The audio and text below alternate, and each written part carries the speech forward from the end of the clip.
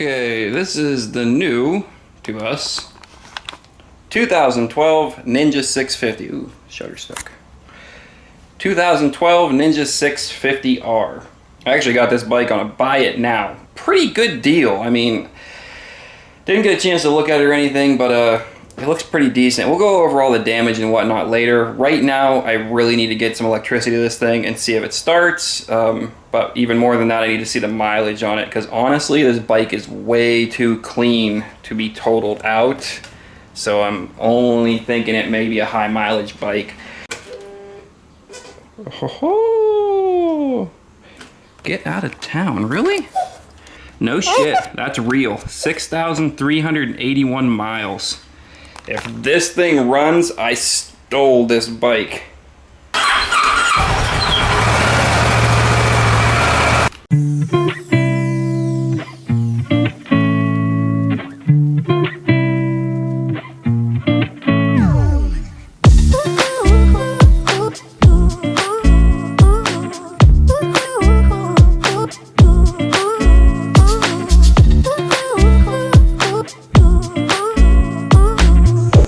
Chance of riding this thing today, we definitely need a kickstand. This one broke off, which I honestly can say I've never seen before, and it broke off so clean it didn't damage anything. It just snapped the kickstand. We got a new one here, and we got all the corresponding hardware and the kill stand switch and everything to go with it, the spring. That's the best part about rebuilding these lower end bikes. All this stuff, whole kickstand package, 24 bucks to my door.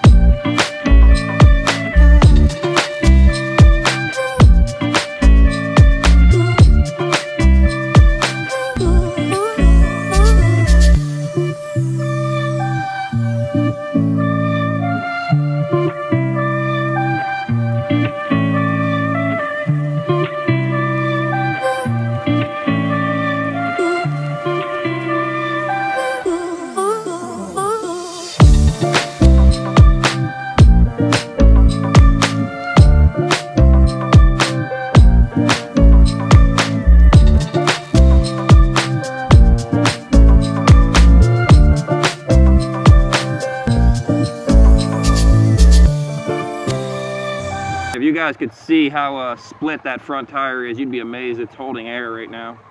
I'm shocked. It's a really wet, dewy morning today. The grass is real wet, so we don't want to go crazy here, but there's first. Let's go ahead and click second. Yeah, she's working just fine.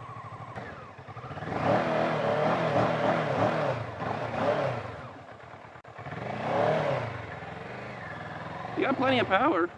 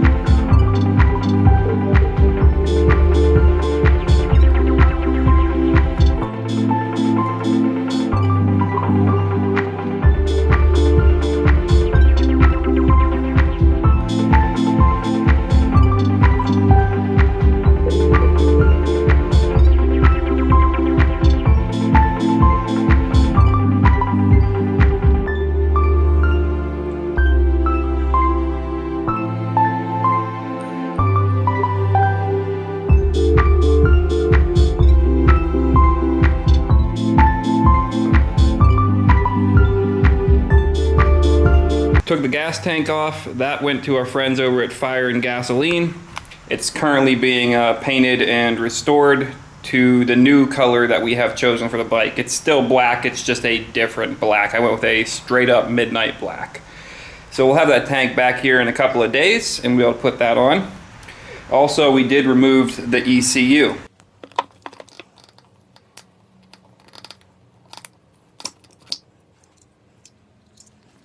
The ECU was sent off to our friends over at More Mafia. They are going to unlock the electronic throttle control on this and give it a real spicy tune. I was able to film a little shot explaining the throttle restrictions on this bike when I had the intake off. The biggest restriction on these bikes are the secondary throttle blades. You have your primary throttle blades at the bottom, which are controlled by your twist throttle, and they open as you twist the throttle like normal. Your secondary blades are these ones on top. These are controlled electronically, and they do not move without the computer's permission. So you can see our gold ones in there. Those are mechanical. Those are what move when we twist our throttle.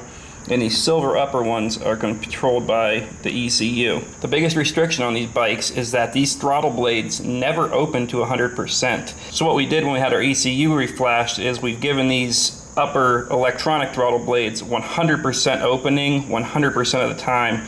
We have completely de-restricted this engine, and it really wakes it up and makes a huge difference. So now instead of running here at full throttle, we're going to be running here like those things don't even exist, and that's what we're after. As you saw, we replaced the side cover, got a brand new side cover. These are actually really cheap. I think it was about 50 bucks plus about a $14 gasket, and our side cover is brand new, good to go. Where is the old one? Right there. This is garbage, but you see our rash on there. That's all we were trying to get rid of. Other than that, we threw a new air filter in it. This one was ready to be changed. Threw in a new set of NGK plugs. And we did a full oil change on it with all Kawasaki everything, factory fresh oil change. Last thing we did was remove the exhaust. So with our tune, we don't want the factory exhaust. We want to make the most out of our ECU getting flashed and waking this bike up and all that extra horsepower we can gain out of it. So we can't do that with a stock system, so we had to get an aftermarket system. Let me get that exhaust on, and then we can throw on our wheels and tires. Just got these all cleaned up, had a brand new rubber put on them, and everything's checked out, good to go. And then we're gonna throw on our DID 520 VX2 chain here and put this thing all back together and get her into a roller today.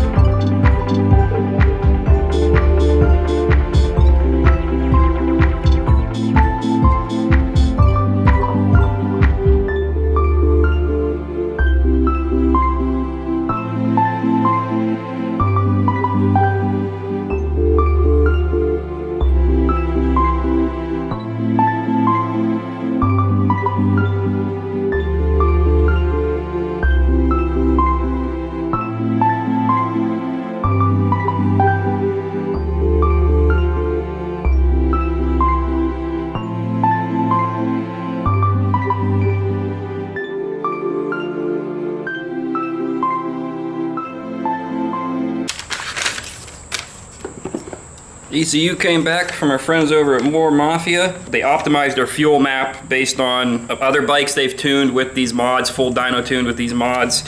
We removed the top speed limiter on the bike. The timing map has been changed and optimized. Fan temperatures were set at 195 degrees. The rev limiter was bumped up to 11,400 now. And all restrictions are removed, like the butterflies and all that I was telling you about. We did get our fuel tank back from paint. Fire and Gasoline did an amazing job on this thing. It looks absolutely perfect. It's exact color match to our body kit that we ordered. That's a piece of it down there. Fire and Gasoline just did an amazing job on this. I can't say it enough. I can't do a lot of the stuff I do without my friends and everybody else that helps me. So please go over to Fire and Gasoline's channel, check them out, give them some love. It helps me, it helps them, it helps the community. It allows us to make this wonderful content for you guys. So I'm gonna go ahead and throw the fuel pump back in this, get this all dressed back out, throw it on the bike, and this will be the first start with the ECU and that new exhaust.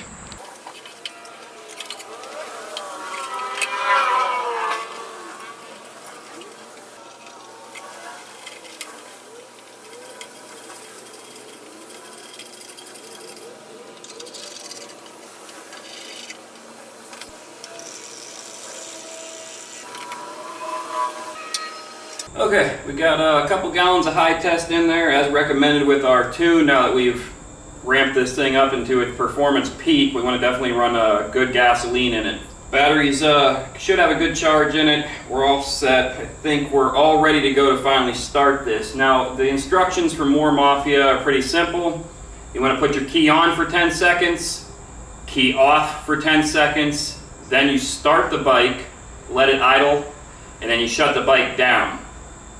That pretty much just lets the ECU reset, and then you're good to go after that. Hopefully you don't have any check engine lights or whatnot. So let's follow that procedure, see if we can get this thing started. Okay, there's our 10 seconds on, 10 seconds off. Now let's go ahead and start it and let it idle for a little bit, and then we'll shut it back off.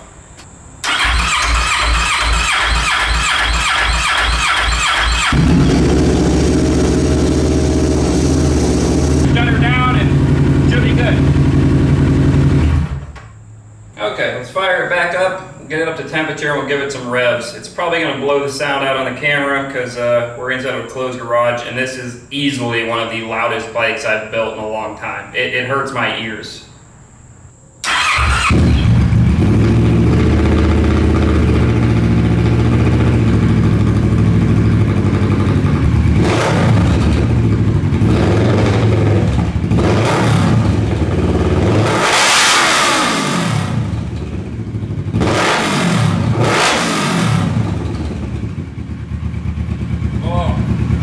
She sounds good. I cannot wait. I think that sounds crazy ripping down the road.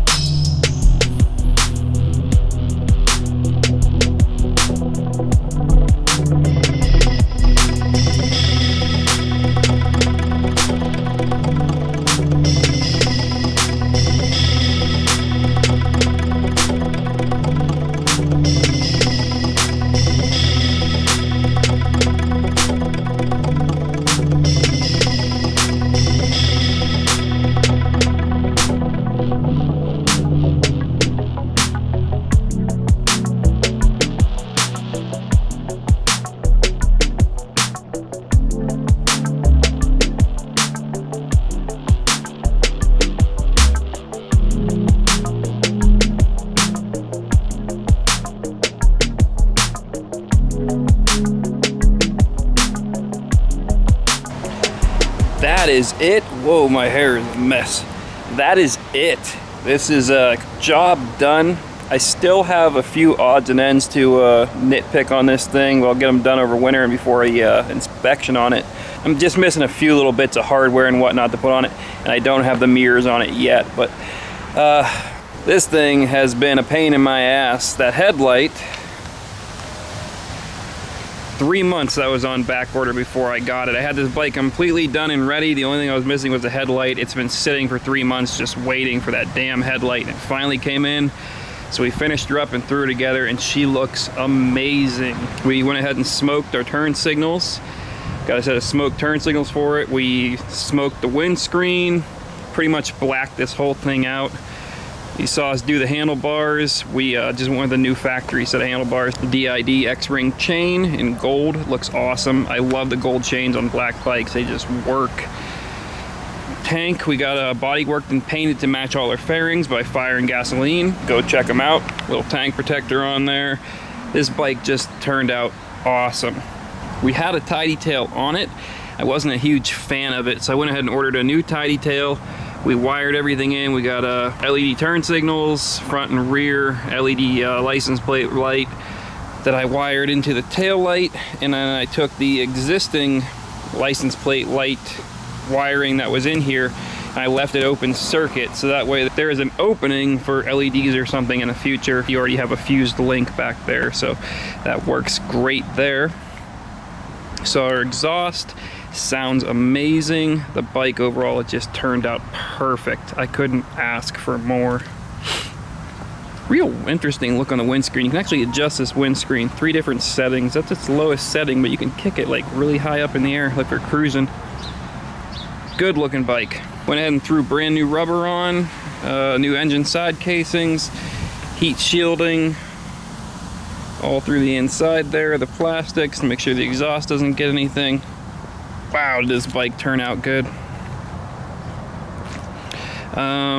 Crater bar ends. There's like mid-size levers. Yeah, great bike. Like I said, a few little odds and ends I gotta get knocked out. We're gonna get this thing to inspection, get it all said and done, and move on to the next one. This is job done on our 2012 Kawasaki Ninja 650R. Sadly, we're in winter now. It's decently cold out here, but the snow isn't falling just yet. We might get a chance to ride this before the snow hits. Not 100% sure, but if we do, you'll see a video of it, so stay tuned. If not, she'll be out next spring.